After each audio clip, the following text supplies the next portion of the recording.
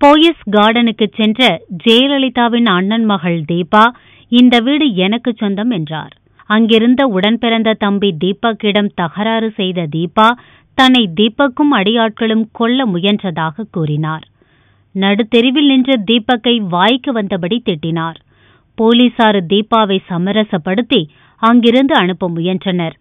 ஒரு பெண் police madam போதும் போங்க மேடம் என கூறியபோது கோபத்தின் உச்சிக்கே போன தீபா ஏய் சாவடிச்சுடுவேன் என சினிமா வில்லி போல மிரட்டியதால் பரபரப்பு ஏற்பட்டது.